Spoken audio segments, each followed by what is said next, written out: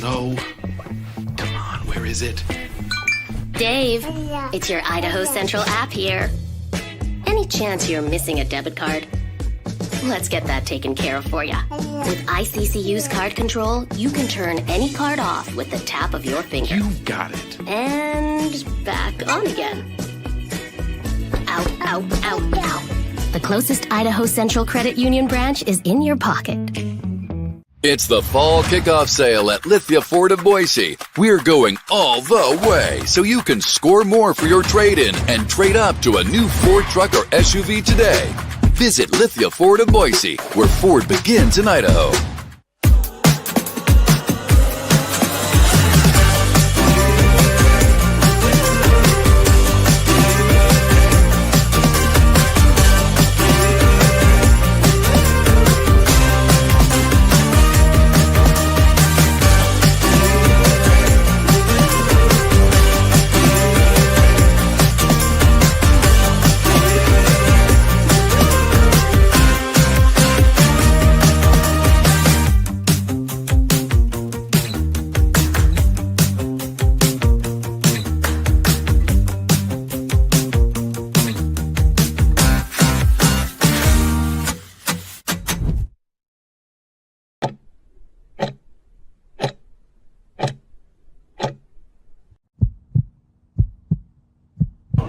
Oregon.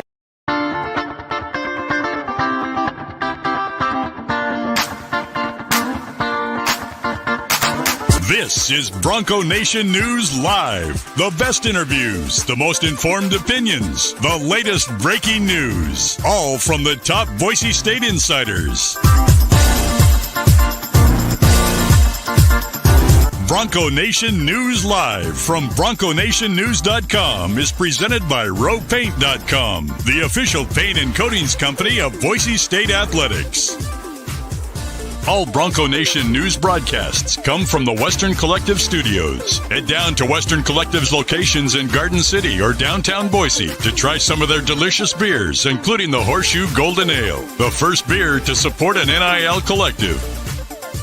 Now, here's four-time NSMA Idaho Sports Writer of the Year, BJ Rains, with another edition of Bronco Nation News Live.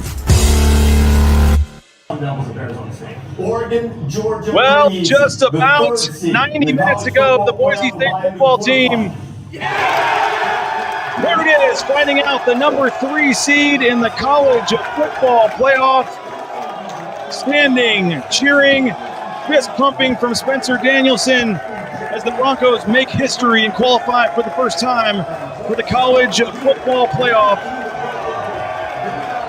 What a scene down there about 90 minutes ago at Boise State as the Broncos add their name to the long list of teams, get a chance to play in a big-time bowl game. But maybe guys will have to be right there at the top, qualifying for the college football playoff for the first time. We got John Mallory, we got Mike Prater, KTIK, the ticket, Prater, and the Ballgame host. My name is BJ Rains. We are streaming live on the KTIK and BNN social media channels today, so welcome to all of you. And what a day, guys. For all the fans watching, congratulations. It's history, guys. It was a surreal scene down there, watching them see it show up on the screen. And Prater, you've been covering this team a long time. That was a pretty cool moment a little time ago. Yeah, the word surreal is kind of the word of the day, and we heard that about 1,000 times. The word joy and the word surreal came up a couple hundred times today. We just got done with a bunch of interviews in the team room when it happened. Thank you to Boise State for letting us jump in there and kind of witness what was going on there. What a cool moment. What a cool time.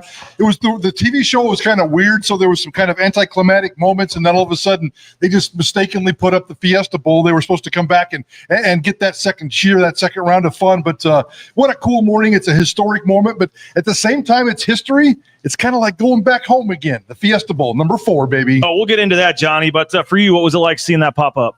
Yeah, that was a really interesting experience. That was a terrific experience, just on a personal note, getting to experience how Boise State, how a team goes through that process of collectively watching Selection Sunday. They didn't know where they were going. They found out exactly when everybody watching found out. So to see that emotion was terrific. And yeah, it's just the perfect scene season just continues. I was talking to Jeremiah Dickey about it a little bit. Since firing Andy Avalos and making this decision, what's come from that? Here we are again. We're in the team room. They're the 3 seed in the national tournament in the Fiesta Bowl with a draw that I know we'll talk about, but it's not the most difficult draw any team has in this tournament, playing the winner of Penn State and SMU. So, again, just this whole thing continues, and it's what a ride this must be for this fan base. Again, Boise State getting the number 3 seed in the college football playoff. They will play in the Fiesta Bowl. That game is at 5:30 Mountain Time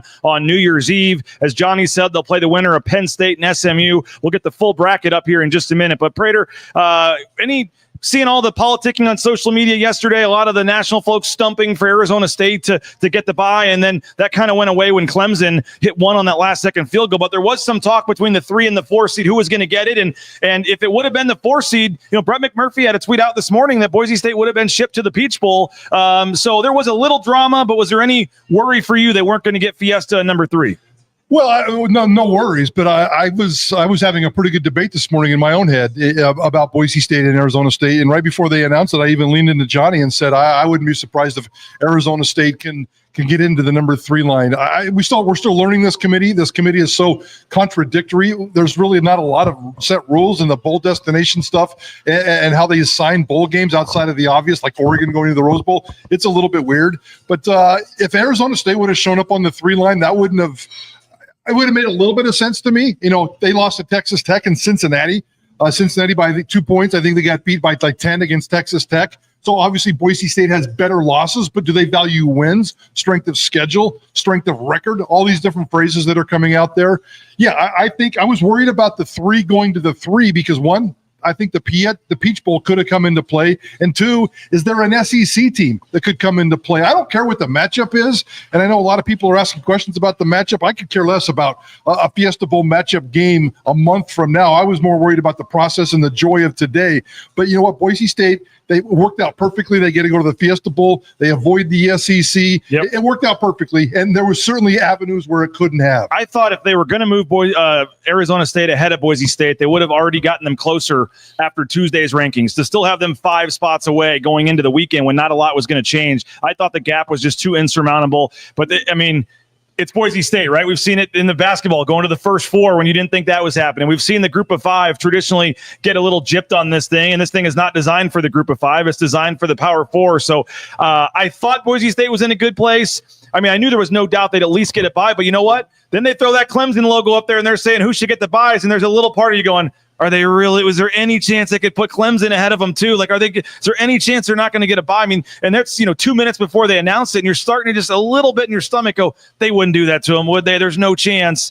Johnny, I know it ended up at number 3, but the last 24 hours, was there any worry for you in the bye or what? I thought they were going to get a bye, and when Clemson won, I was 100% certain they were going to get a bye. It was over at that point for me.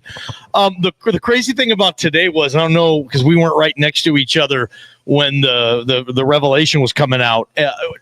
Did you guys, when they were doing the last seed, the 11, and you knew it was either SMU or Bama, and it was significant because that's Boise State's bracket. So everybody in that building was looking, okay, is it going to be we want Bama a real thing, or are they going to put another ACC team in, SMU, that hasn't beat a ranked opponent all year? And they did it. And then it was just, that was to me like, wow. And as Prater said, they dodged the SEC in this thing, and they dodged the 2 best teams in the Big Ten in this thing. If you would say Ohio State and Oregon, I don't know where Penn State falls. So yeah, the draw was great. But for me, just thinking, who's it going to be, Bama or SMU? I thought it would have been Bama. I think it's a really good feeling for Boise State fans that it was SMU, sure. But playing Bama would have been interesting as well. And a lot of eyes going to be on that game. I know there's a lot of talk about brands and putting Alabama in. If they would have put Alabama in, and we're only dealing with rules this year and next year, there's not even rules for 2026 yet, so we can't even talk about 2026, but it would have set a precedent in terms of devaluing championship football games. If Alabama would have got in today over SMU, I think the ripple effect in college football would have been so massive. within 3 to 5 years, we may be getting rid of conference championship games, period, based on one decision today. You can't penalize a team for getting in its conference championship and then kicking them out, because that's a precedent that you don't want to go in college football. So I think that they did it the right way, and I think they did it for the right reason. And if you're Alabama, I mean, don't lose as a 3-touchdown favorite at Oklahoma. It's pretty simple. 3 points. That ends all these problems for these teams. I know right? they could say 3 losses. No, the other argument is, teams are never going to play anybody in the non-conference. Well, 2 of their bad losses were Vanderbilt and Oklahoma in conference. So the committee was kind of screwed either way, because now the SEC is going to come out. Greg Sankey's probably already put out his statement that this is unacceptable and the process will change in 2 years. You heard Gloria Nevarez, by the way, on Friday say there is no way, and she's going to fight that other automatic bids, like this talk that, the SEC is going to get 4 bids automatically, or 2, their champions are both in automatically. Gloria said that any ruling based or any automatic bids other than merit this season is unacceptable going forward. So she's going to fight that. They could say, well, then do your own thing. See ya. Yeah. Maybe ultimately she says that publicly and has no choice but to accept whatever they offer them a spot in. But it was a tough spot either way, because as you said, if they devalue championship games, you're going to have a team next year. Like Boise State in this game could have said, you know what, we all have COVID, we're not playing. Yes. And we'll be fine in a couple of weeks. And they were the number 10 seed. They weren't even they were not in as a group of 5 teams. So they would have. It's a tough thing to do. I thought they would do it because they're the ACC. They would never do it to the Big or the SEC, but they didn't, which was cool. They didn't penalize SMU for that. And I thought I wasn't sure they would do it,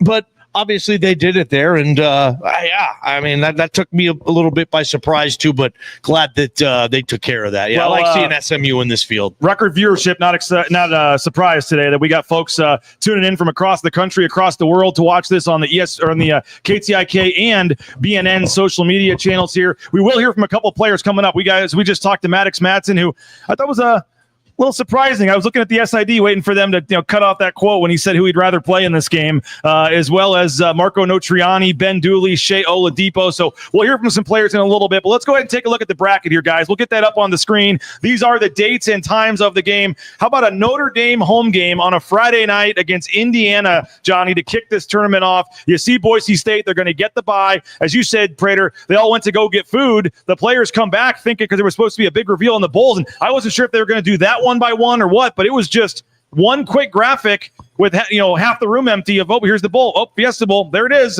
December 31st. But I was looking, okay, when's the other game? 10 a.m. on December 21st. That first game on that Saturday on TNT is the SMU Penn State game. And so that's what everybody will be watching. But guys, you see the bracket, you see the times. What kind of stands out to you, Prater? Well, I'm glad. Again, one more time, I'm really glad that Boise State got to the Fiesta Bowl. I just wish I knew why and how. And there is no rules. You go back into the CFP rules. It talks about history, tradition, and geography. It's very, very, very, very vague. Talking to some Boise State officials today about how and when, where, why. The Sugar Bowl at one point was even in question because they didn't know what to do with Georgia. Is Georgia going to the Peach or is Georgia going to the Sugar? I did have one Boise State executive tell me that they think, and nobody really knows because the committee, after they talked about the bracket, they went and huddled in a meeting for 15 to 20 minutes, probably had some conversations with conference commissioners, athletic directors, and bowl officials, and then they assigned here what made sense. And I was told by one Boise State guy that maybe the final decision was hotels. Because if you put Arizona State in the Fiesta Bowl, that's not going to sell 10,000 hotel rooms. And maybe that was a final decision, sending Arizona State to another bowl, bringing Boise State in. It could be as simple as hotel room, guys, according to at least one Boise State guy. That's interesting to think. I mean, that's a good point on that. Now Arizona State fan traveling to Georgia, and that helps them with hotels in that sense. They don't lose anything on this. Yeah, just Notre Dame and Indiana kick this thing off on a Friday night, and then just the next day, just the venues, Prater, Penn State, Ohio State, classic Big Ten, Texas, and Austin. Like, I would like to have, I've got no complaints with not the field, but just this thing, this tournament, this season. This is a lot of fun, and I'll tell you this, man, nobody loves the NFL more than me. And I don't know if Roger Goodell is thinking anything, but man, I'm spending a lot more time following college football now than I am the NFL. And I don't know if this tournament, the conversation in college football is better than the conversation in the NFL when it's cut and dry and it's just winning. The strength of schedule and all that other stuff you put in the college football crock pot, and we're seeing how big this tournament, I think, can become. What do you think, Prater, that the New Year's Eve, the one game on New Year's Eve to kick off the quarterfinals, Boise State get that stage to itself? I'll admit this until you said it as we opened up the show, and I wrote it down, 5:30. I didn't even know the time. So now I've got a time. Thanks, BJ, for breaking that for me. New Year's Eve. That's when Fiesta Bowls are played. And I think it's really, really cool. What is that, a Tuesday night, if I remember right? Or maybe I think it is a Tuesday night because the first is definitely a Wednesday. So Tuesday night, 5:30, people getting off work. What a crazy time to be deciding college football national championship stuff. But we'll take that week off. It'll be more of a celebration type of week. 5:30 makes a lot of sense here. So, guys, ask for the day off. Take the note to the boss. Get it all taken care of tomorrow morning, Monday morning. And get this stuff taken care of and get out of the way. So, I think it's set up absolutely perfectly. If I had one tiny little nitpick, and I'll strike one up for not the big guys or the little guys, I'd rather have seen Alabama in this tournament than SMU. I'm not surprised by that. I'm not surprised. Alabama versus Penn State is better football than SMU Penn State. And I've always been an SEC Alabama honk, and we all love Kellen DeBoer and what he does. It's a minor point. It has nothing to do with Boise State. But if I had one complaint, and I'm not saying they deserve it or not, just as a college football fan, I would much rather watch Alabama Penn State. And I wanted to cover Bama Boise State. I would have hoped Bama goes in to Happy Valley and beat Penn State. So Boise State fan could legit say, we want Bama. You get him, and I think that would be. That's what I was rooting for. That would have a lot more sizzle, Prater, than Boise State SMU. In years past, I feel like the committee planned ahead more. Okay, if we rank this guy here now, we can't move them, or we can't do that. And I think they kind of boxed themselves in multiple times. And even with the chairman coming out last week and saying we're not changing it if you don't play.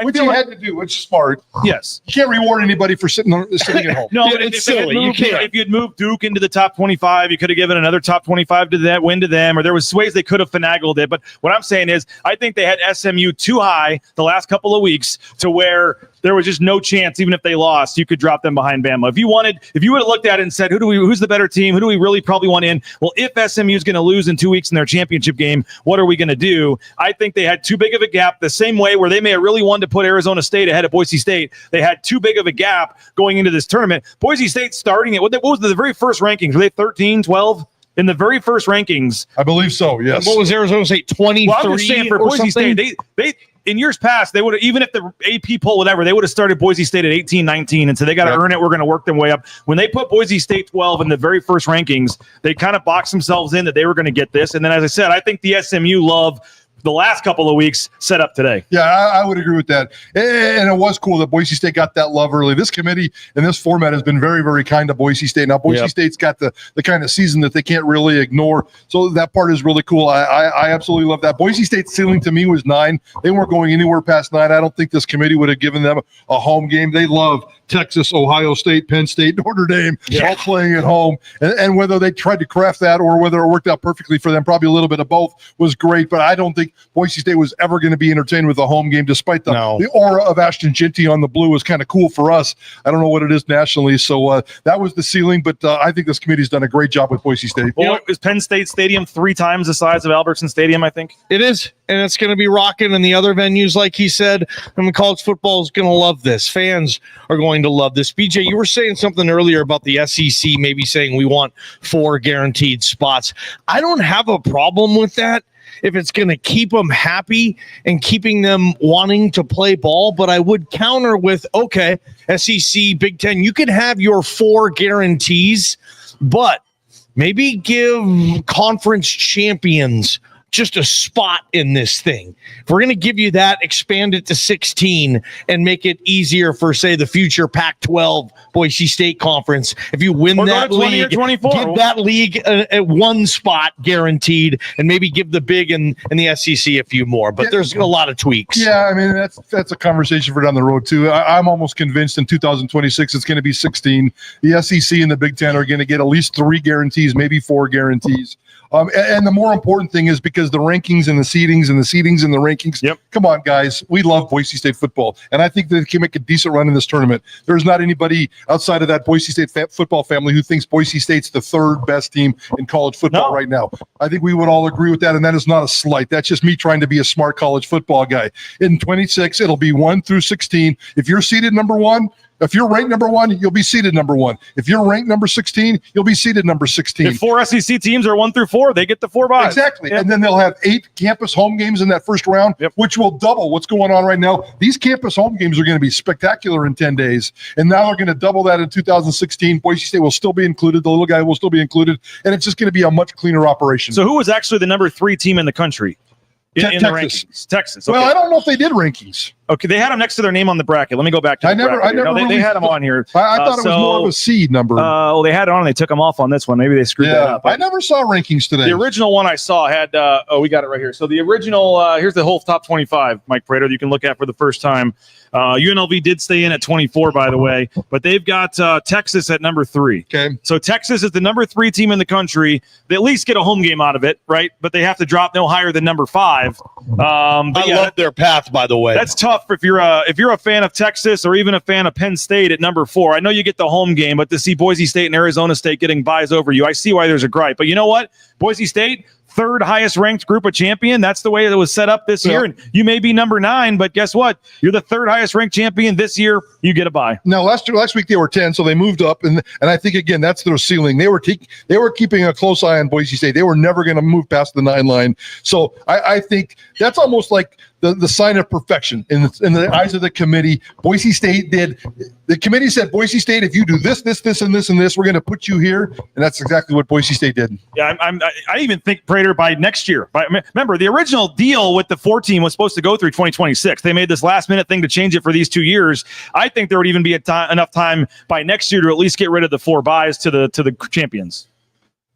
There's so much. I think everybody might. Maybe Gloria Navarro says, no way, I'm not voting for that. And I think it has to be unanimous when you change it in the current contract. Yeah. Maybe she says, why would I change that this year? But there's like, even on the show, like when we're in the room there, you already heard the politicking from the hosts and stuff about how they have to get rid of it. I'm just saying that seems like the most obvious change they're going to make. And it wouldn't shock me if they find a way to get that done before next year. Yeah. Okay. Well, that's fine. Let them play around. But, I was laughing at reporter questions, and I like to laugh at a lot of us reporter questions. Yep. Just about trying to break down the game in 30 days. I was just kind of still. Yes. I was kind of still just wrapped up in the joy. And there's another reason why, not to get off on the tangent, but Marco Notriani is my favorite player of all time. He was just like, chill, dude. I need to chill for a couple of days. I'm not going to think about football for a couple of days. I'm not going to think about the matchup for a couple of days. I need to strengthen my mind for a couple of days. And I thought that was kind of the sign. And that's what those guys are doing. The fans are speculating and their heads are turning, and it's really cool. And the media is going to do it. We're going to be doing it all week long on our shows. So, but today was just about the joy and the excitement, and we'll get to the X's and O's. And speaking of that, I thought it was kind of a funny thing. They're all watching the pregame thing. They got a link sent to them from the college football playoff. They were not just on YouTube TV watching, ESPN2, and then they were going to flip it over. The pregame show was on ESPN2 because NFL Countdown was on there, and so it was supposed to switch over automatically, and it did not. And NFL Sunday Countdown or something pops on the screen, and it's time for the show to start. Spencer did a little quick thing to the team, and there's 10 seconds on the countdown, and they're all ready. And then it's like, tonight Patrick Mahomes takes on the Chargers or whatever. And that was about a minute or two where you're like, uh-oh, and you knew they weren't going to get to the release in the first 2 minutes, so you weren't worried about them missing that. But there was a minute or two where you were a little interested in what was going to happen. Well, yeah, and I was upset that they switched it because they were given a Pittsburgh Steelers injury report. Yeah, they were talking about George Pickens being out. Like, I was there was just this kind of weird. Everyone's looking at each other like, the channel. Yeah. And they got it changed, and they drew it out. They drew it out as long as they could. But you had Taylor McGregor from ESPN like out in the hallway as one of they sent someone to the 3 teams thinking they should get buys. I mean, that was part of the. She was right outside, and she's saying like Spencer Danielson told the team, don't worry about the seed and all this, and it is just silent in that room while they're all watching, almost awkward while they're listening. Yeah, we just heard, she's saying what Spencer Danielson told the team, and they're just all quietly looking up at the screen, and there she is. But that was part of the surreal thing for me too. Not only did they have the live shot of the team in there, they actually say, you always see those shows where we have this person in Austin, this person there, and they had a reporter in Boise, Idaho, Taylor McGregor, who was on the call in the Tulane game, by the way, the AC championship Friday night. makes it out to Boise yesterday and is there to report live. So that whole thing, the behind the scenes, as you said at the beginning, Johnny, of how that all works and being in that room, but it was pins and needles quiet for the first 15 minutes of the show. They go to the break, they come back, and then it was pretty cool. And I think you were right, Johnny. One of the second biggest reaction to Boise State getting the 3 was who was in Bama or SMU. But that whole thing was just pretty cool to be in the room for that. It was.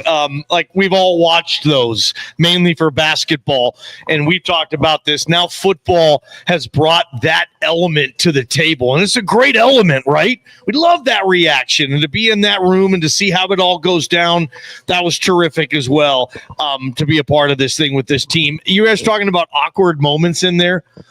The most awkward moment for me was Reese Davis is on there, and they're talking about, you know, Boise State's strength of schedule and not playing anybody, and people are sharing opinions, and you're in the room with the team as they're all seeing this. But Reese Davis said, hey, you know, they gave Oregon a run for their money. If it wasn't for 2 special teams touchdowns, they might have won. Stacey Collins was like 10 feet behind me, and I'm thinking, like, I'm not going to look back, but I'm just like, that must suck for Coach Collins sitting there, like, getting in his grill, like, you know, like, but it is awkward and interesting being in that room like that and to see that stuff go on. I thought you were going to say when he said, no disrespect to Boise State, but you like your path if you're Penn State, and he made a comment like that. And when we talked about the bracket, and I'll put it up here again, but I mean, you mentioned getting rid of these buys, and the results that you have, or the conference champions getting the buys. As a result, you know, Mike, you have an Oregon, the only undefeated team in this field, the best team in the field, and they may have to play Ohio State or Tennessee. They will play either Ohio State or Tennessee, and an Ohio State team that a lot of people think is, and I don't know what the final ranking was for Ohio State. They were probably 7 or 8. But you have a situation where Boise State, Penn State, who they say is worse than Oregon, is going to get a better matchup theoretically on paper. Ohio State's number 6. So number 6 Ohio State, I guess, and you have Oregon. I mean, that's another, I guess, not caveat, but the way this all worked out is Oregon, you could argue, yeah, they get the bye, but they have a tougher first-round game than a Penn State if they can beat SMU. Yeah, I mean, the Rose Bowl's loving it. I mean, they're rooting for Ohio State at this point. The Rose Bowl people are looking at an Oregon-Ohio State Rose Bowl. Rose Bowl loves that. Yeah, that would be an absolutely spectacular thing there. So, yeah, I was worried that Boise State getting stuck on the 3 would send them a long ways away and give them an SEC opponent. And I think that they've ignored all that stuff. So I think that they're in really good shape there. And they survived the first big hiccup. And now everything is setting up. So I don't want to sit here and say everything's setting up well because SMU is a winnable game. They certainly can't think that across the street over there where they're still gathering. But for fans, it creates a lot of excitement and a path to get into the semifinals. Yeah, I mean, look, if I'm Boise State, I'm not trading spots with Arizona State. I'm not trading spots with Oregon on this thing. Like, I like where I am on the bracket line. If I'm a diehard Oregon Duck fan, if Oregon is my team, I don't love my road because Ohio State scares me a little bit in my first game, and I'm envious of a team like Boise State thinking, wait, what? They play the winner of that? So it's going to be interesting to see how it all shakes out and to see, a lot of people, guys, over the next 10 days, they're going to fill out their brackets. There's going to be the bracket challenges and all that stuff. Prater, I want to hear from Maddox Madsen in a minute, but first, to put this in perspective for folks. I mean, you've been covering this program for a long time. A lot of, I've been here 12 years. I've followed the program before that, but you obviously know the history of this program going back to, junior college days, whenever. I mean, just all these other teams, and it was a topic of discussion today, rightfully so, that this team is, getting to run because the other teams walked or crawl or whatever analogy you want to use. But there were maybe better teams or teams higher ranked or teams with better records or better wins or whatever that didn't get this opportunity that Boise State is going to get today. Just Boise State being in this playoff, college football getting to this level where it's 12 teams now, giving a spot like them a chance, and the history of Boise State football, for how surreal, you mentioned how surreal it is for everyone else. How surreal is this for you just to see where they're at this point? Yeah, I mean, just you bringing it up gives me a little bit of chills. And I was sitting in the press box Friday night, and I didn't go down to the field. A lot of people did, and I thought about it, but I just kind of sat up there and I kind of watched the scene. And that's probably the first time in my 31 years of covering Boise State football where I got really emotional. And just in terms of just watching the scene in my community, it really became more than just football at that point. The goalposts and the aftermath. And 1994 was the last time Boise Boise State fans rushed the field. 1994 was the last time Boise State fans attempted to tear down a goalpost. And I was there on the field that night watching that situation, and we really haven't seen anything like that. So I have this great, beautiful, chilling 30-year memory of nostalgia. But I'm telling you today, I didn't feel it today, and I'll tell you why. It's because I think Boise State has done enough over those 30 years where they deserve to be here. And as Johnny said earlier in the show, they expected to be here. There was no drama. Marco Notriani said he didn't wake up this morning stressed because the mission has been done, and the mission has been done for 30 years. And the position that they've got themselves into, it seems like Friday night was the emotions, the goosebumps, the surreal, all that kind of stuff. And today it was like business as usual, going to their 4th Fiesta Bowl. This football team on and off the field, and the administration and the community and the support and the players and the fans and the whole package, putting it all together. I think Boise State is in a position where they didn't have to worry about it today. It's like the first time Sports Illustrated, when they first put Boise State on Sports Illustrated and everybody was excited. I said, Boise State will become a real big program when they have those kinds of moments and they don't worry about the excitement of being on Sports Illustrated because they've been there, they've done that, they've earned it, and that's exactly what happened today. Yeah, you'll get to Maddox in a second, but same type of thing. I was a little like, well, okay. Maddox is like, yeah, I was pretty confident we were going to get a bye. He went to bed. We knew we were getting a bye. I asked him, are you going to go start to pay attention, crunch tape? Nah, I'm going to chill for a day or two. This team is focused. I think this team is mature, and it was interesting seeing that today. But yeah, this is all business, guys. Earlier today, joined us late. Boise State in the team room. Media was up there in the front. The number 3 seed put it out, the drama. But when it was all said and done, it was a lot of us thought it would be Boise State earning that number 3 seed. But Spencer Danielson fired up, the fist pump there, firing up the crowd. There's Jeremiah Dickey on the right clapping as well. Celebrating his birthday. Not a bad birthday for Jeremiah Dickey. We had a chance to see Maddox Matson there to chat with the media. Turn your sound up a little bit. Maddox might be a little low. I was a little further away from the screen. But wanted to play you a few minutes. Maddox Matson meeting with the media after finding out they're getting the number 3 seed. I was sitting next to Colt, and I kind of just told him it's like a little butterfly feeling in my stomach, just super excited. This team deserves every little bit of it, and so to be in that situation with those guys and celebrate, it was fun. It was a surreal moment for sure. When you see on the screen the blue bloods of college football, the who's who, and this program has lumped into that, what does that say? Yeah, it's a props to our guys and just the way that we go and work continuously each day. And there's a rich tradition of football here and success, and so carrying that tradition day by day is something everyone strives for. And I know our team, with the work that we put in, is something that we take pride in for sure. Is there a better fit than Boise State and Fiesta Bowl? No, not a single bit. What are your memories of Boise State playing in 3 Fiesta Bowls? Do you remember any specific game, player, moment? No, I don't really remember it. I obviously didn't watch it when I was a kid, but I've been able to see it since I've been here. And like I just said, it's just a tradition. And it's super cool to see all the fun trick plays, and like the Oklahoma game was, I remember our first bowl game we played in North Texas, it was on the TV on like replay. So I think I watched it like 2 different times. But no, the Fiesta Bowl and Boise State have a good combination. Were you nervous at all, or I mean, kind of projecting this, but in terms of the buy and all that, was there any, like, until you saw it for sure, were you nervous at all? Or? Not really. I had a lot of confidence in the fact that we're going to be able to get a buy. You guys have been fighting for respect, though, this whole time.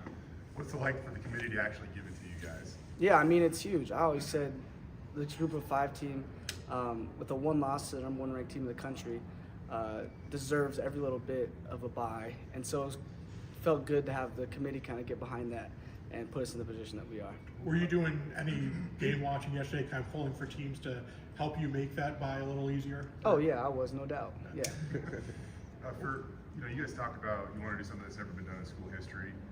What does it mean for the first time in school history at the FBS level, you guys have a shot to win a national championship? Is that sunk in yet, Maddox? Yeah, 100%. It kind of hit me after we won the Mountain West Championship, but we're in a position to seriously do what's never been done before, and the blessings that come from that are next level.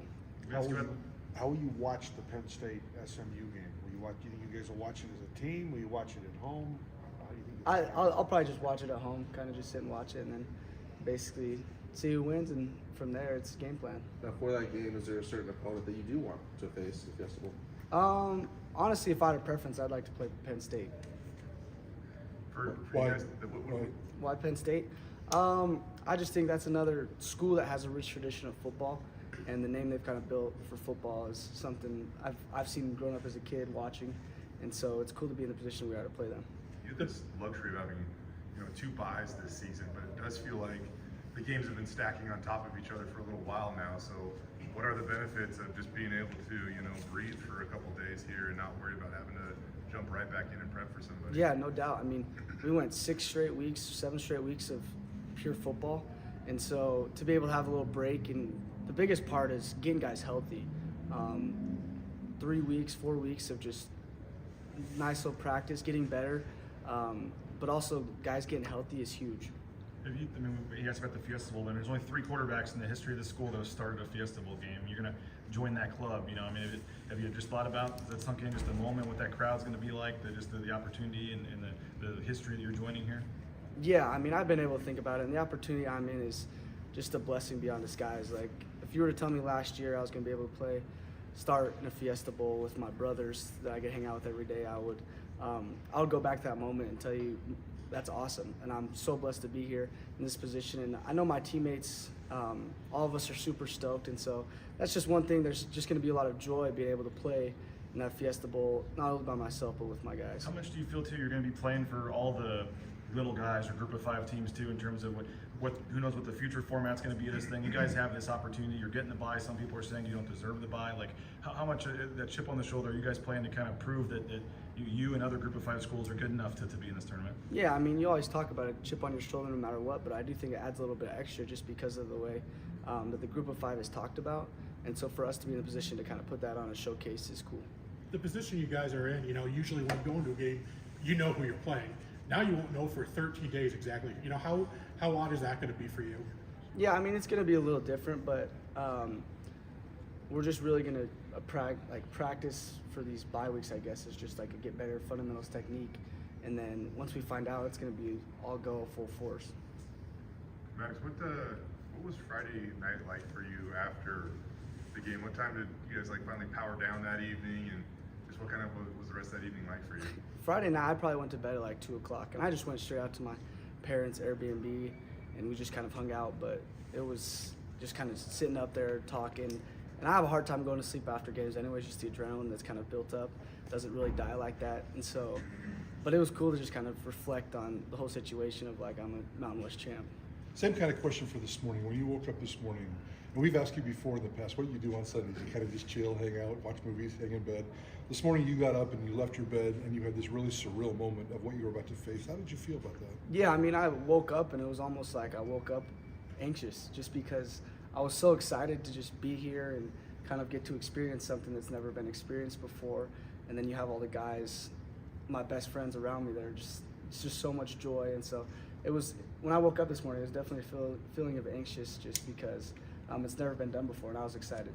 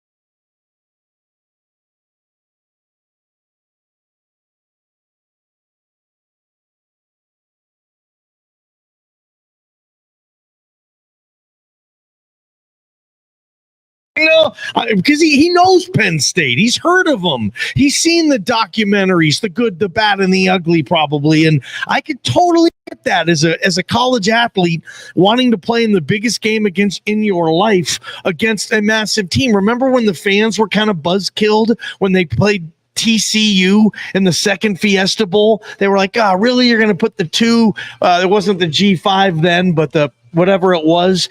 They're going to have the 2 whatever auto qualifier, whatever, they're going to play each other. Remember that bugged people a little bit. Yep. I mean, yeah, I don't know if it'll be bulletin board material or not, but hey, no, I agree. Penn State's the sexier brand. I mean, that's why you wanted Bama in over SMU. Absolutely. When I watch football, I'd rather watch Alabama win, lose, or draw than SMU. No doubt about it. Yeah. What do you guys make? We now are told that it's $200 a ticket, $205 a ticket. Boise State, according to Jeremiah Dickey's tweet, has 12,500 of these tickets on their end to sell. And any worry at all that the 12,500 Prater can get sold? No. I would imagine they're going to be sold pretty fast. Go ahead and tack on about $80 in fees as well on that. So it's going to, to take two people, it's going to cost you almost $600 just to walk in that building. But that's the price of football now. And I think people are ready for that. So, $600 for a memory of a lifetime. And I don't think that's a problem. Now, plane flights, because I think we all probably have sniffed around on plane flights. Plane flights right now, to get two people onto a plane flight down there, you're probably looking at about $750 per person on a plane flight, unless you can get the magic numbers that I couldn't find. But about $1,500, somewhere between $1,000 and $1,500 for two plane tickets, $600 for two game tickets, and then obviously the hotels and the booze bill. That's up to you guys. Penn State travels pretty well, but they've obviously been in a lot of these type games. I mean, what do you think of the crowd split's going to be? Can Boise State get to 50-50 at least in the crowd? The Fiesta Bowl is going to be a third. It's going to be a third Boise State fans, a third Penn State fans, or whoever it is, and a third locals. I mean, the locals, that's a bowl game that the locals support. And I don't know what the split was before. I think in the past, the previous Fiesta Bowls, Boise State was around 20,000. And what does Glendale hold? 65, 70,000? Probably-ish NFL Stadium, yeah. So, I think Boise State was somewhere in the 20s. I don't know if it was that way for all three of them, but that's a number that sticks out of my mind. Yeah, it'll be fine. It'll be fine. And so speaking of the finances, don't forget today, guys, Boise State made $8 million today for the Mountain West Conference. $8 million. You get $4 million for the first round. They get that even if they don't play in it. You get $4 million if you qualify for the quarterfinals. The Mountain West today got $8 million. How that's distributed, I'm not sure. And I even asked Jeremiah Dickey today, and he said, I'm not sure about that either. So that money goes straight into the conference, and it's going to be distributed. Gloria Navarez in the past has talked about performance-based revenue sharing. So Boise State's going to get a bulk of that money. It may be like Boise State gets like 25% of it, and then we're going to take the other 75% and split it 12 different ways. Boise State's also getting $3 million in expense money just to specifically travel to the bowl game. Jeremiah Dickey's going to do that as cheap as he can, because every penny he doesn't spend of the $3 million expense money, he gets to put back in his budget. And I believe the 2014 Fiesta Bowl, when it was like $4 million, it was $2 million for the league, $2 million for the school. They split it. I don't know what the contract wording says or how that's going to work, but I know in the new Pac-12 they're going to split it. But the new Pac-12 is not going to have revenue-based. This is going away in 2 years. The CFP is not going to award money per round. It's just going to all be the same for everybody. 30% to this league than this league, and it's already going to be predetermined. There won't be more money given to teams that get more bids in the future. But for right now, you're right. But something tells me it was 50-50. Back when they were in there in 2014, they got $2 million. The league got $2 million. I don't know if it's going to be the same or not, but either way, you would think Boise State's getting a bigger chunk of that pie. But even if they don't, $8 million, they're still getting almost $1 million out of this if you split it, 11 ways. Absolutely. The money's huge. And I guarantee you, Jeremiah Dickey, by the way, I did find out today, a GoPost costs $20,000. Our friends at the Blue and Orange store, by the way, speaking of merchandise, already have the CFP and the championship gear available. It's out there at all the various spots. But hit up Travis Hawks, the Blue and Orange store, if you want that gear, because you said on the show you think a lot of merchandise is going to be Christmas presents here coming up. Yeah, I mean, there's, I'm getting my dog an Ashton Jenny jersey. Seriously, I mean, every Christmas tree in this town is hoping to have a couple Ashton Jenty jerseys under it. That's going to be the one item I think every kid, 47 and under, ask for this year, that Jenty jersey. But just the gear, you're going to want the Fiesta Bowl T-shirt, what the gear does in this town, and it's going to be one of those deals where if you're not a Boise State fan, you're going to be tired of driving around and seeing that logo everywhere, because I think that stuff's coming back, guys. I did get the Jaden just sent me the list. They've already announced the ESPN commentating teams for the first round of bowls. probably not a surprise, but Boise State does get the 4th commentating team for the 4 quarterfinals. It'll be Bob Wischusen on the play-by-play. Lewis Riddick is the analyst, and Chris Budden is the sideline reporter. You have Joe Tessitore, Jesse Palmer, and Katie George doing the Peach Bowl. Chris Fowler's team with Herb Street and Holly Rowe is doing the Ohio State, Oregon, or Tennessee, Oregon, and then Sean McDonough, Greg McElroy, and Molly McGrath will be on the Georgia against either Notre Dame or Indiana. I love it. We get to have Lewis Riddick on Idaho Sports Talk now, Prater. I used to want. There was a time I wanted Lewis Riddick when he was at Monday Night Football and interviewing for NFL jobs. I know he interviewed for the Steelers. I wanted him to be the Steelers GM. So I love him. I wish he wasn't in TV because I wanted him to run my damn football team. But that's cool. And Bob Wischusen, he's done a bunch of season openers. I love him on hockey too. He's actually pretty. Really he's good just on maybe hockey. not known as well as some of the other guys, but he's a solid play-by-play. No, guy. I love him. And on hockey, when he showed up on one of my hockey broadcasts a couple weeks ago, you go, whoa. He was just doing BSU football like a couple months ago. So that's a good crew. The TV. Well, no, I was gonna make a comment about makeup, but I'll leave that alone. Let's hear from Ben Dooley, the offensive lineman. He may have had my favorite quote at the press conference. You'll hear it in a minute. But he said, "When did you think this was possible?" Or something. When we got Ashton Genty or whatever. I forget the exact phrase. I wrote it down. I don't remember exactly how he said it, but he he said, did you ever visualize this happening? And he said, not until I saw Ashton Genty. then there was a little bit of hope, is what he said. He downplayed it. There was a little bit of hope. Well, let's hear Ben Dooley in those comments. Ben Dooley speaking with the media, the offensive lineman for Boise State. Is he sixth year guy? I believe in 19. He said he was here on the 2019 Mountain West Championship team. Yeah, I think he said that. I think he is done. And damn, he cleans up nice, man. He looked like he just came from. Well, I don't want to say church, but he wasn't sweaty. And so was Marco. He looked great.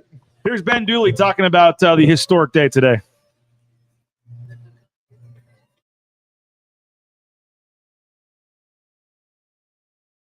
All right, Ben Dooley's not playing yet. I'll get this added back in here in just a second. We're always love technical difficulties today. We were muted earlier for about 30 seconds, guys. We're doing the best we can. We should give a free plug to the James while we're here. We appreciate them for having us.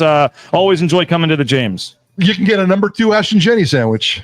And their hamburgers, too. You look at them and, like, your mouth just starts watering. I love the hamburger, the burger and fries at the James. They do a great job with that. Always games on the TV. Cool place to kind of chill at the bar, order a bite to eat, and watch some football. All right, absolutely. Let's try again. Here's Ben Dooley. Nope. We don't have Ben Dooley again. I don't know what's going on with that. I'll have to work on that. Maybe Jaden, we can get it switched or something. Anything else, guys, from the bracket, from the guys that I'll try to get this fixed. But before we get out of here, does any other comments, big picture? It's going to be interesting, Prater, because you kind of joked about it, but there is 13 days, I guess it is, where we won't know anything about who is playing or how that's going to work. And then we'll find out on the 21st. Yeah, Spencer Danielson's going to have his press conference here in about 2 hours and 15 minutes. And then I think we're going to get cut off, guys, for about 10 days, 2 weeks. They got one more week of school coming up. I think for the most part, finals are kind of done. I don't know if they're doing full-on finals this week. I know they were doing some last week. So, they got a little mop-up duty with school and then just get away from football for a couple of days. I really encourage, people to take the Marco Notriani approach of just chilling and getting away from football and just that methodical way of taking care of your mind, your body, your spirit, and that'll be really cool for Boise State. But, yeah, at one point, it'll be really cool to see what the schedule is that Spencer Danielson comes with, how they're going to handle the Christmas operation. Everybody's going to get to go home for 1 or 2 days, but then that turnaround is going to be fast and furious. I would imagine maybe everybody goes to Christmas on the 25th, and on the 26th, you're flying straight to Phoenix, and then Boise State, it's all serious business from there. Yeah, it's going to be warm in the new year for a lot of people in Boise, leaving the cold, Prater, going down there for Phoenix. You ever spent New Year's Eve in Phoenix, Prater? You ever partied in Phoenix? Well, I've partied in Phoenix. I go every other January or February for golf. So I've never been there for New Year's Eve, but I go every other year to play a little golf. And yes, it's about the warm weather. Covered Kansas and Minnesota in the Insight.com Bowl way back in the day on New Year's Eve. It aired on the NFL Network. Todd Reesing, the quarterback of that KU team. Yep, and they had a quarterback, I think it was Decker on Minnesota. He went on to the NFL. Eric Decker, the wide receiver. I believe so. Yeah. I've got a Copper Bowl, the old Copper Bowl in Tucson. Yes. I've done a Utah-Washington State. Drew Bledsoe was in that game. Drew Bledsoe was up 28-0 on Utah and barely held on for like a 31-28 victory. Copper Bowl. The old Copper Bowl in Tucson, baby. I watched that on TV. Yeah. I think we got it figured out here. Let's try again with Ben Dooley for a minute. Just Overwhelming joy. Like we've been, I think JD hit on it a little bit in the beginning of the meeting. We've been planning this since the beginning of last season, or the end of last season. So it's been a year in the works, and we did out what we set to do, and that meant a lot to us. So overwhelming joy. After all that planning to now have it be official, does it feel any different? It almost doesn't feel like real. Like you've set this out, you've had this plan in motion for so long, and it's been such a long time for it to come into fruition. It kind of like is still setting in, I think, with a lot of our team, a lot of our teammates. But I know we'll be ready when the time comes. You've been here a long time. Just when you first got here, could you ever imagine standing here now, college football playoffs? No, not until I saw Ashton Genty. Then I had a little bit of hope. And for you guys, we talked about you guys trying to do something nobody's ever done here at Boise State, or no team's ever done. What does it mean to have a shot to be the first team to actually win a national championship here? I think Boise State's been doing, not quite to this scale, but they've been doing that their whole career. That's kind of what this place is built on. And we stand on the shoulders of giants with, Fiesta Bowl championships and working your way through these, conferences. And now we're going to the Pac-12. Like this is just kind of Boise's natural progression, I think. And I'm glad that we're the ones to be able to kind of set out the new legacy here. With that said, is it pretty fitting it's the Fiesta Bowl? I think so.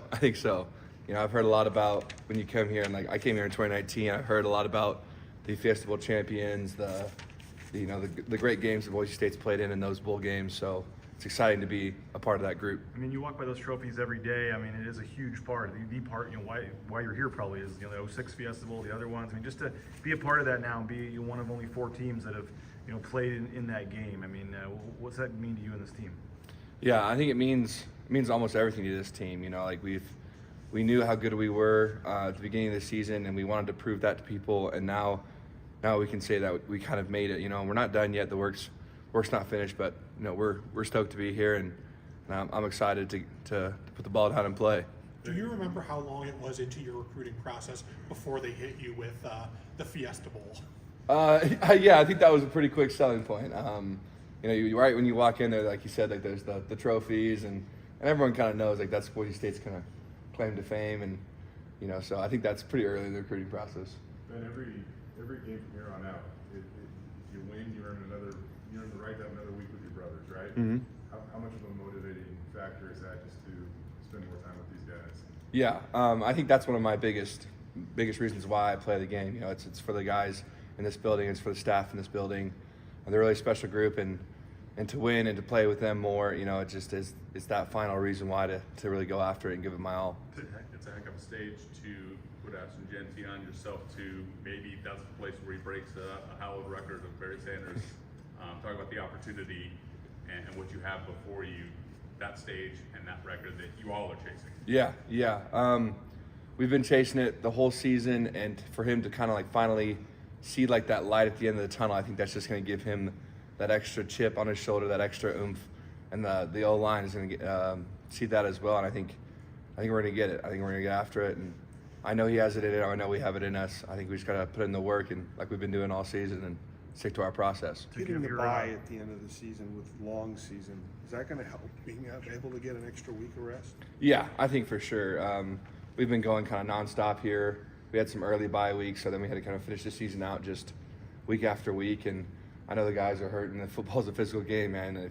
If you don't leave a little hurt, you're not really playing the game right. So to get this bye week, this couple of weeks of rest is going to be really good for our team. With that said, Ashton Genty with 25 days rest, is that pretty scary?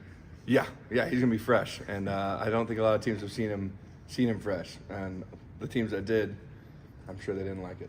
When you hear people around the nation talk about whether or not you guys deserve the bye, you hear the Pac-12 commissioners comment about how their championship being seeded over the Mountain West. Does that put a chip over your shoulder? Yeah, I think a bunch of Group of 5 teams kind of have that chip. They always kind of talk about our strength of schedule or conference or whatever. They have kind of all these excuses to count us out. And Boise State's notoriously been kind of an underdog in a lot of these situations, and they've proved time and time again that they can hang with these teams, that they deserve to be playing these big games. And I think we're going to do just that. There he is, Ben Dooley. And again, you can listen to the rest of that interview up on the Bronco Nation News YouTube channel as well. You mentioned Spencer Danielson going to talk at 3 o'clock. There is some Mountain West coaching news. Barry Odom, feel bad for UNLV. Like they have these 2 great seasons, and then Barry Odom bolts for the Purdue job today, Mike? Oh, terrible. The Purdue job is a terrible place to go, and I know it's an upgrade, and I know he's really frustrated with UNLV. I was hoping with UNLV getting $25 million of Gloria Navarez's buyout money, I was hoping that maybe he would have enough resources that would lure him back for another year or two. We thought that last year, and he stayed. But apparently his buyout, by the way, was $3 million, so they're going to get some money back. He had a $3 million buyout that Purdue's going to have to pay. Yeah, I was just hoping the resources there, if he got a little boost in resources, that he would stick around. So, But yeah, he's chasing the paycheck, and I get it. He's climbing the career ladder, but Purdue's terrible. Go back and look at Purdue's history. They're only good when they have an NFL quarterback. I think that's a dead-end job. The other one that was being rumored was West Virginia. That's not any better. So I think he was just looking to go, and whether he's got a connection there or not, I'm not sure, but I don't think UNLV football will ever be the same. Yeah, and it's these Big Ten and SEC gigs, guys. There's just so many resources and money behind them. I think a lot of coaches, a lot of ADs, administrators think just because you're in that league, hey, you got a shot. Just get me in that league. I'll do what I do, and I will play competitive football. I mean, is he going to be the next, Joe Tiller, Prater? I mean, we're talking the Joe Tiller era was the finest era of Purdue football as I know it, and it was pretty good. You went to one Rose Bowl in 17 years or whatever the case was. That's a tough place to win. Wish Barry Odom the best, and I wonder what UNLV does to try to keep this momentum going. Yeah, like I said, they're going to have $3 million to help try to bring somebody in, at least as a coach. But I told you guys, I'll say it. I think the guy makes perfect sense down there would be Brian Harsin. Don't know if he'll be in the mix or a candidate, but I could see Brian Harsin killing it at UNLV. And obviously, he was one of the 2 finalists we heard for Utah State, so he's got that itch, I think, to get back into it. So we'll track that one.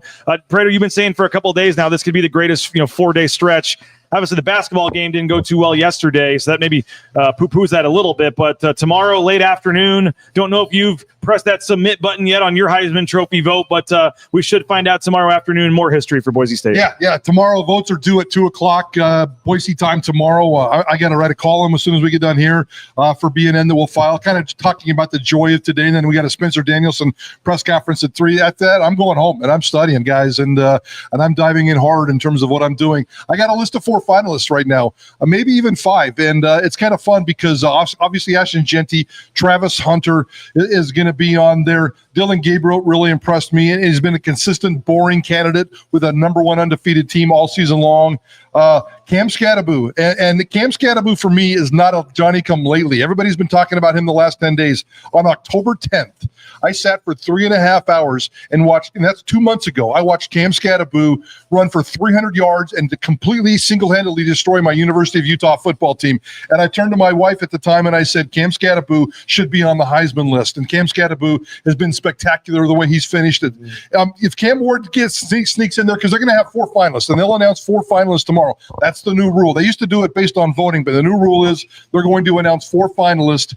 I think that there's a chance, guys, and this is a significant milestone in the history of college football in the West, that all 4 finalists could be from the West, from Boise, from Colorado, from Oregon, and from Arizona. Cam Ward's the only guy that can sneak in there and bust up that group of 4, but maybe Cam Scattaboo's got enough momentum right now. And Cam Ward finished statistically as the number 2 quarterback in all of college football. Statistically, he had a fantastic season, and that should be honored and celebrated. But if we can just get a little bit spiritual about this in the West and get Cam Scattaboo as the trip, 4 Western guys in an era where they're trying to ignore college football in the West, nobody from the West, Boise State, Colorado, Oregon, Arizona, the Western football is not going away, guys. Scattaboo and Ashton Genty at the Heisman ceremony together. That's a lot of broken tackles, fellas. Scattaboo today, or maybe it was last night. Obviously, it was last night. Said he was the best running back in the country. Said he was the best running back in college football. He's playing really well, and he's a stud, and he has been a stud. Sac State 2 years ago. Look at what he did in the Big Sky. Well, Shea Oladipo and Marco Notriani talk. We'll just put those on the YouTube channel. You guys can go watch those in a little bit. But let's get our final thoughts here, guys. I'll put the bracket back on the screen. You mentioned you got a column to write. I got a story to write. We got a Spencer Danielson press conference to get to as we approach 1 hour live here on this show. But history today, Boise State earning the number 3 seed. They'll play in the Fiesta Bowl on New Year's Eve at 5:30 Mountain Time. That'll be on ABC and ESPN. They'll play the winner of Penn State SMU. Didn't really talk a lot about that matchup. I guess we got 13 days to worry about that and then see. But I will say this. Penn State was on my list of teams, guys, that I was okay with Boise State playing. The one big one in the range they were maybe going to play that I didn't think was a great matchup was Texas. And when Texas was that first team put up there at number 5, I said, okay, they're probably okay here with who I thought Notre Dame would have been okay to play. Didn't love that because they're going to Notre Dame next year. Wanted somebody new, but I would have been fine with them playing Notre Dame. Would have been fine with them playing Penn State, Indiana, SMU. I was on you. I heard your post-game show last night. Wasn't crazy about any of the SEC teams matching up with them. Ohio State I didn't think was a great matchup either, and they're 4 of the teams I didn't really think they would love them playing, or at least 3 of them, with Texas, Tennessee, and Ohio State are on the other side of the bracket. Yep. Oregon as well on the other side of the bracket. So obviously Georgia would potentially be a very, very tough challenge, but you'll worry about that if you can get there in the semifinals. But Boise State playing Penn State, SMU, and I'm not saying I'm fine with it, saying I predict them to win. I think. Again, look who Penn State's beaten. Look at their wins. That they've been very highly ranked. James Franklin, we've all talked about his record in big games. I think Boise State, I saw Brett McMurphy at the early line. If they played Penn State, it would be Penn State minus 12.5. That seems a little high for me, but I think Boise State could definitely beat Penn State or SMU. I went to bed last night thinking Boise State was going to play the winner of Alabama or Texas in the 6-11. That's where I was thinking it could be Bama, Texas in the 6-11, and okay.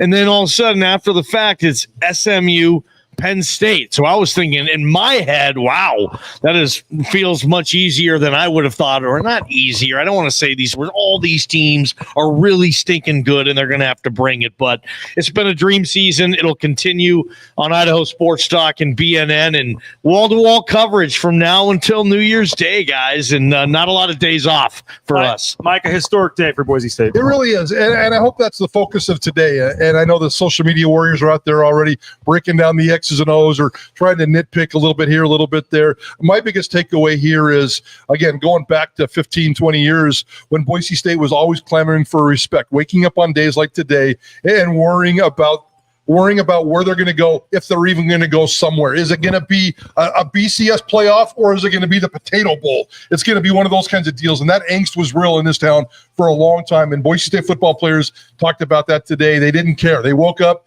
in a sense of calmness, in a sense of peace. Boise State's put in 30 years of work to get to today, and I just hope everybody enjoys it.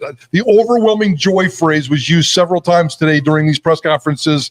Spencer Danielson running around fist bumping everybody. Let's go, let's go, let's go. It was a really cool vibe, and just enjoy today. We're going to get after the Yanks starting tomorrow. And there's going to be plenty of angst moving forward, but Boise State has worked its ass off to get to this point, and I hope they just enjoy the joy of the day. And we'll enjoy having a couple more weeks of coverage, because we know we're going to have great viewership and guests, and it's going to be fun. I mean, the 3 of us aren't necessarily fans of Boise State, but we're fans of stories and fans of shows with lots of listeners, and certainly I know everybody, based on the record viewership right now, people are going to be fired up. It's going to be 20.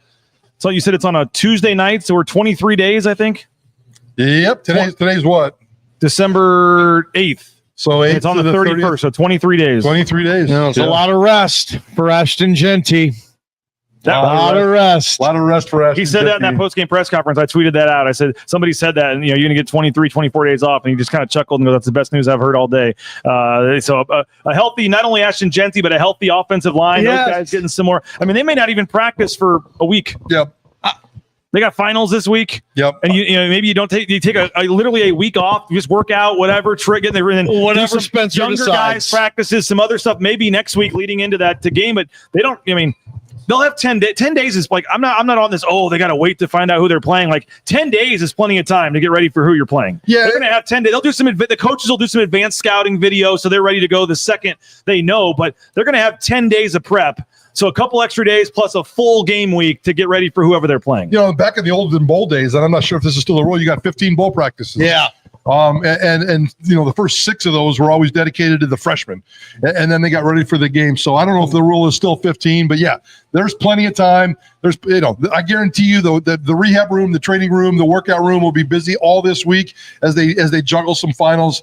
I don't expect them to practice, but again, we got Spencer Danielson at 3:00, guys. We'll figure out all those details. That's a good question to ask. We'll get the overwhelming joy, we'll get the vibe, but we'll also break down the schedule and figure out all those kinds of details and how that's going to work out. Yeah, it's going to be a lot of fun. Again, as you said, the next week or so, I think, is kind of just based on the history of this, the whatever, and then as you get closer to that game, you lock in on who you might play, and then start to get the X's and O's and all that. But historic day for Boise State. I know you're going to go write a column, Prater, and then tomorrow morning you'll be back on Bronco Nation News Live at 9 a.m. Johnny, you'll join us later this week, and then you guys will be all over Idaho Sports Talk 3 to 6 tomorrow as well, with reactions from today and press conference audio and things like that. And then we'll find out the Ashton Genty news. And I think I've said this publicly already, but I am headed to New York for the Heisman Trophy ceremony. So looking forward. I'm not going to lie. It would be nice to have a couple days off. My Friday, Saturday, and Sunday, for all you guys, we're pretty much we're all taken here with basketball today, yesterday. But it'll be fun to get up to New York next week and cover that, and then come back in and lock in on that SMU Penn State game. And it's crazy. It is absolutely crazy. We hope you'll consider a subscription to BNN. $50, BNN 50 deal gets you that 1-year subscription. And all of our sponsors, I didn't thank them all today. We didn't have time. We're kind of doing a joint thing here with KTIK. But support the sponsors of KTIK. Support the sponsors of BNN. Go buy your college football playoff gear at the Blue and Orange store and all that good stuff. And we and come here. I think he left, so we can say it, guys. You never know who you're going to see at the James. He left. We were doing our show, and Ashton Genty came in to have a sandwich. He came in to have the number 2. He came in to have the number 2 Ashton Genty. And we thought, should we tell everybody? And we thought, no. We don't want 20 people showing up, bothering. Did they leave already? Yeah, I didn't see him. Yeah, Genty was here upstairs when we were doing this. He knows where to eat. I'll just say that. That was cool, by the way, on the Fox pregame show. They had a sandwich up there. The James Ashton Genty's the answer to everything. Why is the James doing so well? Ashton Genty eats there. You know what I mean? It's just Ashton Genty is the answer to every question. Where does Ashton Genty celebrate an hour after finding out the college football playoff thing? He comes to the James. And Ben Dooley, one more time. Did you ever think you'd have a chance to play for a national championship? Nope. Not until I saw Ashton Genty. Yeah, and that's another crazy, surreal layer of this whole season, this whole story that's going to keep going forward here as we get set for the Heisman Trophy next week. Again, all week long, 3 to 6, KTIK, Idaho Sports Talk, our morning shows at 9 a.m. every day on Bronco Nation News. Going to be a fun next 23, 24 days, whatever we said, getting you set. And, of course, we'll have coverage every day leading you up to it on BNN and KTIK. Thanks, Johnny. Thanks, Prater. Thanks to Jaden. Fun times. We'll see you at 3 o'clock for the Spencer Danielson press conference. And we'll leave you one more time with the reaction from the Boise State team room as they find out they're part of history. They're the number 3 seed in the college football playoff. We'll talk to you soon, everybody.